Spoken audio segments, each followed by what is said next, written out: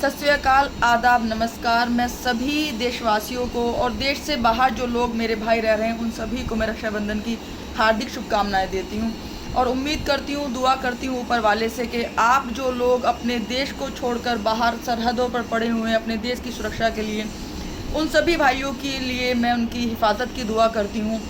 और इस खूबसूरत जो एक ये रक्षाबंधन का बंधन है, ये जो त्यौहार है, मैं इसको बेसिकली त्यौहार का नाम नहीं दूंगी, क्योंकि अगर मैं आपसे इस बारे में बात करूं तो रक्षाबंधन एक त्यौहार नहीं है।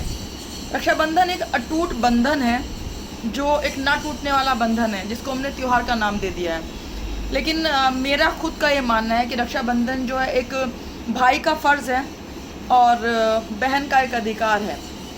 इन दो चीज़ों को लेकर के रक्षाबंधन बना है। अगर आप सभी जानते हैं और इतिहास की अगर आप पन्नों को खोलते हैं तो वहाँ पर आज भी दर्ज है कि रक्षाबंधन जो है, जहाँ से इसकी शुरुआत हुई थी, वो रानी कर्णावती ने हुमायूं को राखी भेजकर इसकी शुरुआत की थी। तो हमारे इस देश के अंदर जो आज आप रोज़ देख रहे हैं, एक धर्म की आग सी लगी हुई है। तो अगर आप इतिहास के पन्नों को आज भी पलटें, वैसे तो इतिहास के काफ़ी पन्ने वैसे ही पलट दिए गए हैं, लेकिन अगर आप इतिहास उठा के देखते हैं तो रक्षाबंधन की जो शुरुआत है वो हिंदू और मुस्लिम से ही ये अटूट बंधन की शुरुआत हुई थी। मैं आप सभी से अपील करती हूँ, अपने सभी उन भाइयों से, अपने इस देश में रह रहे या देश से बाहर रह रहे, कि इस रक्षाबंधन को आप एक दिन त्यौहार के रूप में ना मनाएं। ये आपका वो फ़र्ज़ है जो अपनी बहन के लिए आप हर रोज़, हर दिन, हर पल निभाएं।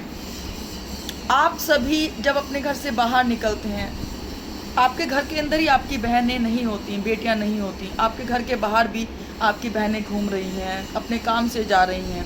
आज अगर आप देखते हैं तो महिलाओं को एक बहुत डर सताता है। वो बाहर निकलते हुए सोचती हैं कि हम बाहर निकलें, लेट हम घर आए या ना आएँ। घर में माँ बाप बोलते हैं अपनी बेटियों की, आप शाम को बेटा घर जल्दी आओ। मेरा ये मानना है कि अगर इस अटूट बंधन को जो आप साल में एक बार मनाते हैं, अगर आप उसको हर दिन मनाएं तो आपकी सभी बहनें सुरक्षित हैं। आप जब घर से बाहर निकलते हो, सिर्फ आपकी पत्नी और आपकी होने वाली पत्नी को छोड़कर अगर आप सभी को अपनी बहनों का दर्जा दें, तो मुझे नहीं लगता कि हमारे देश के अंदर कोई भी ऐसी गलत चीज़ें होंगी या एक कोई भी महिला एक डर के रूप में जो आज रह रही है वो रहेगी। तो आप सभी से मेरी विनम्र निवेदन है, मैं आपसे इल्तजा करती हूँ, मैं आपसे विनती करती हूँ कि इस रक्षाबंधन को आप त्यौहार के रूप में ना मनाएं, इसको अपना फ़र्ज़ समझ करके निभाएं, इसको हर दिन मनाएं, हर दिन अपनी बहनों की रक्षा करें।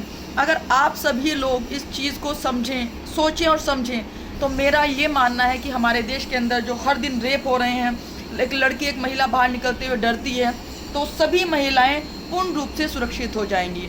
अगर आप किसी बाहर निकल रही एक महिला को देख रहे हैं, वो किसी परेशानी के अंदर हैं, तो आप उसका साथ दीजिए, ये आपका फ़र्ज़ है। अगर आप बाहर निकलकर किसी एक महिला का साथ दे रहे हैं तो आप यकीन मानिए आपके अंदर बैठी हुई आपकी बहनें और आपकी बेटियाँ पूर्ण रूप से सुरक्षित हो जाएंगी। जब आप किसी एक महिला का, एक बहन का बाहर रक्षा कर रहे हैं, तो बाहर वाले लोग भी आपकी बहन की और आपकी माँ, आपकी बहन, आपकी बीवी, आपकी बेटी, सभी की रक्षा करेंगे। हो सकता है मेरा ये मैसेज, मेरी ये इल्तजा कुछ लोगों को समझ में आए, कुछ लोगों को समझ में भी ना आए, क्योंकि आज जो देश के अंदर ये धर्म की राजनीति और धर्म की आग लगी हुई है, उससे इतना बुरी तरीके से माइंड बिल्कुल जो ब्रेन वॉश हुआ है, वो कुछ लोग समझ पाएंगे, कुछ लोग समझ भी नहीं पाएंगे। लेकिन मैं फिर भी अपनी तरफ से अपना एक खूबसूरत मैसेज, अपना प्यार उन भाइयों को लिए देना चाहती हूँ। उन भाइयों से सभी से मैं इल्तजा करती हूँ कि प्लीज़ एक बार आप ज़रूर सोचना, रक्षाबंधन आपका कोई त्यौहार नहीं है। आप दिवाली मनाइए, होली मनाइए, ईद मनाइए, लेकिन रक्षाबंधन को आप हर दिन मनाइए, हर पल मनाइए। आप जब अपने घर से बाहर निकल रहे हैं तो आप सभी महिलाओं की, अपनी बहनों की, अपनी बेटियों की हिफाजत करिए। मेरे इस खूबसूरत सी प्यारे से अपने भाइयों के मैसेज के साथ साथ मैं अपने सभी भाइयों के लिए फिर से एक बार दिल से दुआ करती हूँ, जो बाहर रह रहे हैं, विदेशों में रह रहे हैं, उन सभी के लिए मैं दिल से दुआ करती हूँ। उनकी उम्र की दुआ करती हूँ, उनकी लंबी उम्र की दुआ करती हूँ, उनके स्वास्थ्य की दुआ करती हूँ।